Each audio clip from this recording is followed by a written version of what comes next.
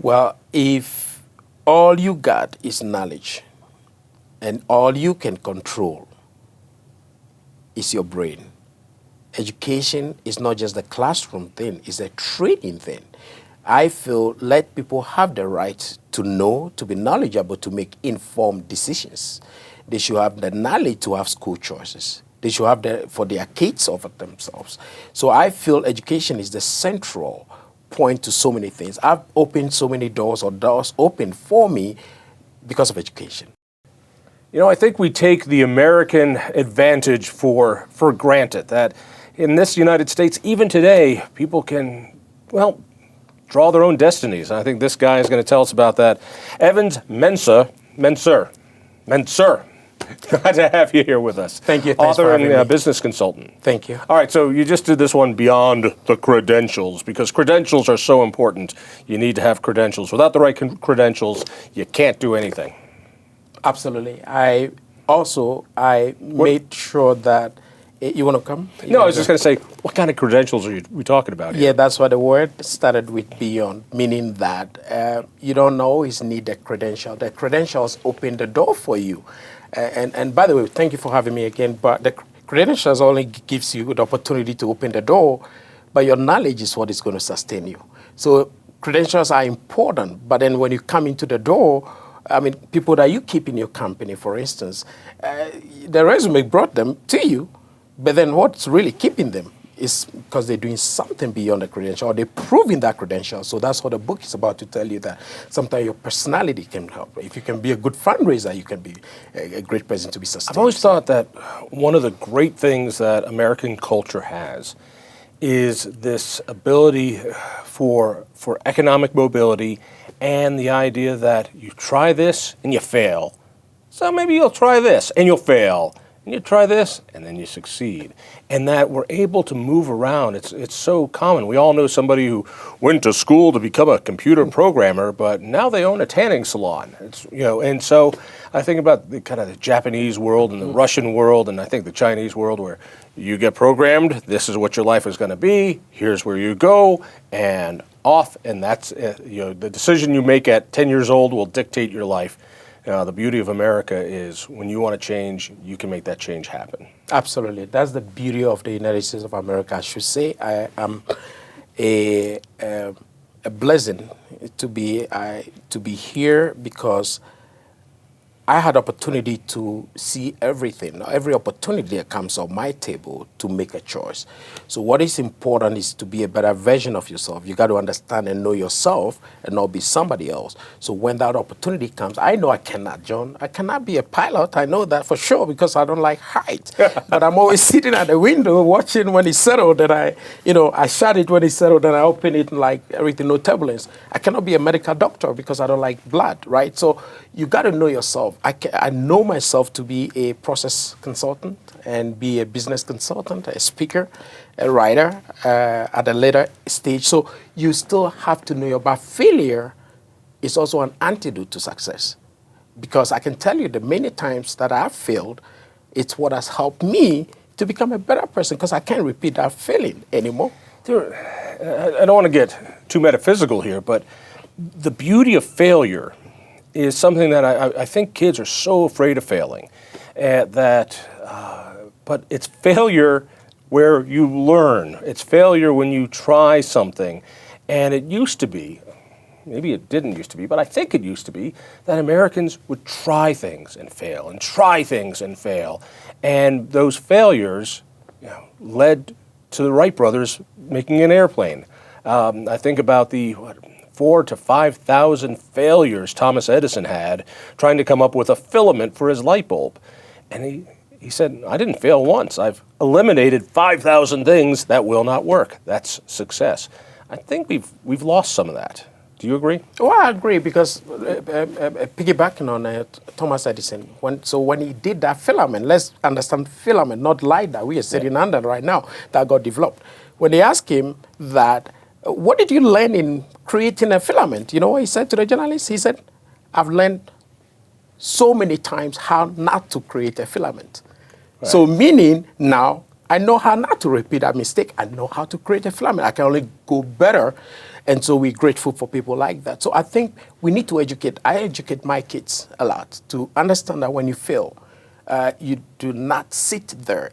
It is when you make there a sleeping place, then you truly fail.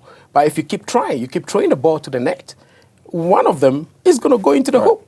So it's important to encourage people to understand failing is not failure, but it becomes failure if you slip over there. Right, and this whole idea of new business models of fail early, fail often, which is make your mistakes, learn from them, go, keep testing, keep going. This very lean business model. Where are you from? Originally, thanks for asking that. I'm a proud Ghanaian from West Africa, originally born and being a trio continental person. Did my early education over there, and I went to the United Kingdom to pursue my bachelor's degree and came here about 15 years ago to do my MBA and added a few credentials to my life. Yeah, so original from Ghana. You've been in the United States for 15 years? Yeah, about 15 years. All right. Are you a citizen? Yes and no, because you're illegal. Fine. Yeah, I see you're one of those guys. Yeah, huh? I'm on a legal green card because, I think we were having a chat earlier. It's not everybody who decides to be a citizen outright because probably they have other motives. They just want to have the right and all that. So I decided to be a green card holder for some time until I'm ready to be a citizen. Yeah.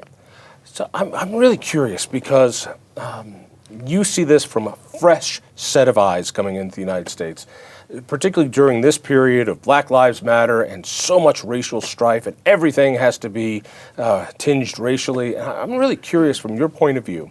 You've been here long enough, 15 years.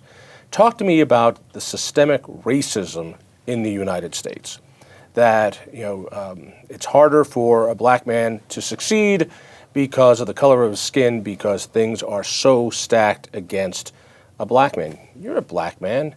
Tell me, with a fresh perspective, what is it like in America?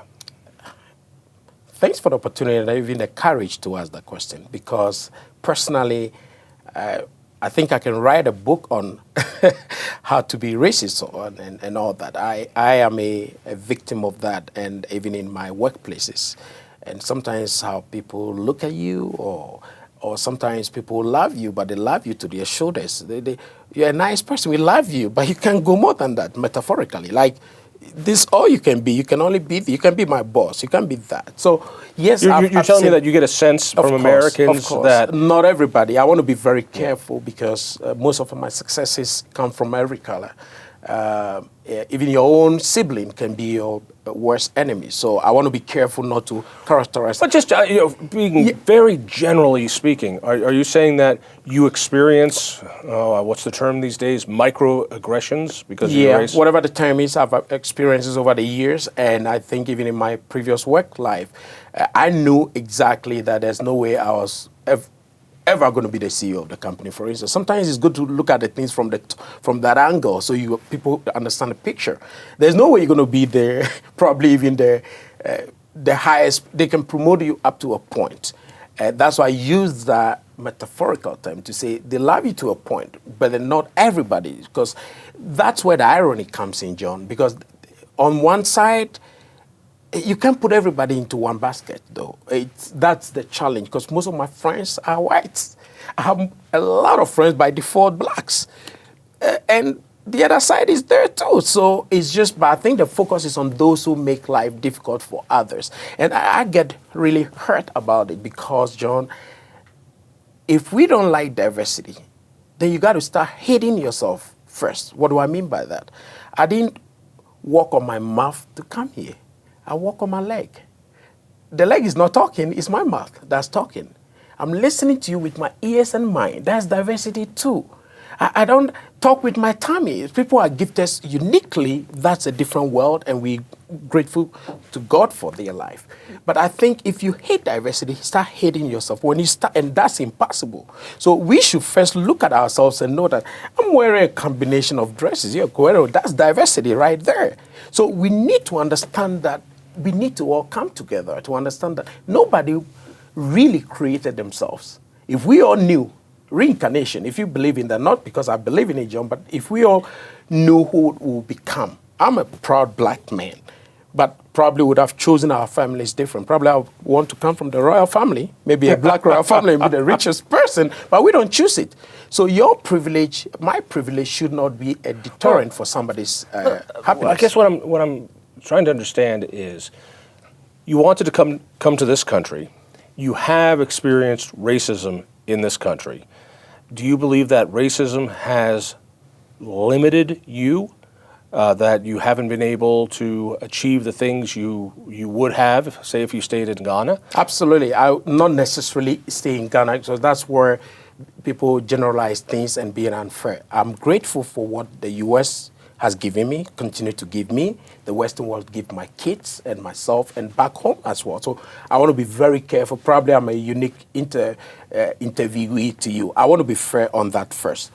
However, that's true. The reason I became my own personal consultant after working and having all the fellowships in McKinsey and same companies you're going to hire to come work for you, I'm a fellow in those companies, and then work in corporate America for years, and then became my own consultant and a writer, is because I realized the future got to be in my own hands. And I got to be in the driving seat to do what I need to do and be more passionate about it and be more successful. Have that control versus giving the steering wheel for somebody, because I know it is tough. It's a steep hill. You know, what you just described, I describe that as the Colorado character. That people come here to risk. People come here to do the job they know they want to do in the way they want to do it. And there's just something about that. I fear that we're losing that. I'm just curious, from your point of view, is you could choose any country to live in and raise your kids in. You chose this one. And my sense is you're thinking about becoming a citizen too. So why this one compared to staying in the UK? Well, since I was a child, I want to be careful so when I get to Heathrow, nobody throws me back and said, I want to be careful with that. But since I was a child, we got a lot of UK viewers there, so. So since I was a child, and I'd always wanted to live in the US, right? So I remember in the 90s, I had opportunity to go to Australia, but I gave it up to my brother at the time. I'm like, I love Australia, but to make their home, I wasn't sure at the time. Maybe I was childish. But then I had opportunity to go to UK. I've always wanted to educate myself. So I was there, but I knew that I wanted to get education. That's African, Europe, American education. And my life has been very exciting because it gave me opportunity to see it all. So I chose here right after my, because that has been the dream. That right after my bachelor's degree, I said, this is the place I want to be. And I've been here since. Let's convert that really quickly before we run out of time to policy. You are an advocate of educational choice. Sure. And why? Why is that important? Well, if all you got is knowledge and all you can control is your brain, education is not just the classroom thing, it's a training thing. I feel let people have the right to know, to be knowledgeable, to make informed decisions. They should have the knowledge to have school choices. They should have for their kids over themselves. So I feel education is the central point to so many things. I've opened so many doors, or doors opened for me because of education.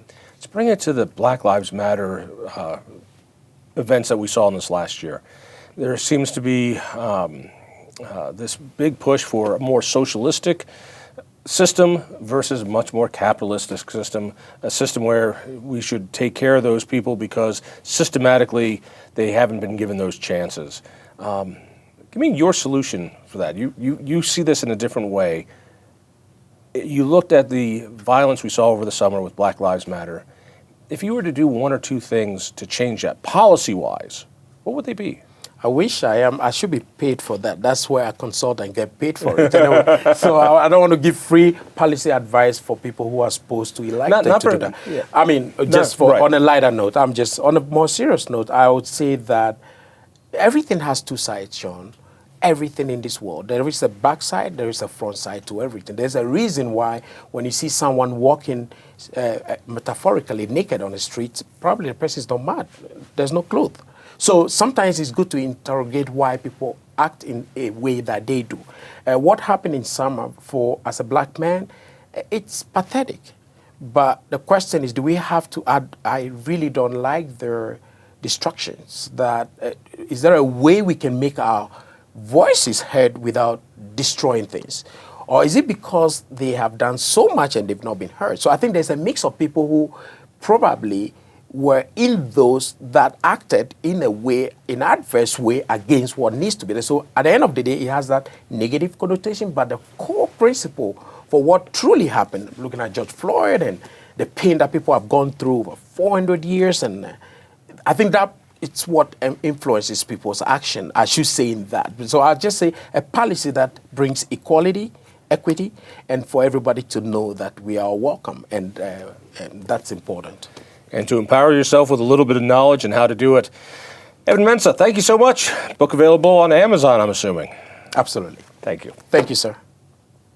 If you enjoyed that conversation, by all means, click one of these other great programs. We have the best conversations with the most fascinating Coloradans. And subscribe to our channel. Just click down below and hit that little bell button too. You don't want to miss a single show.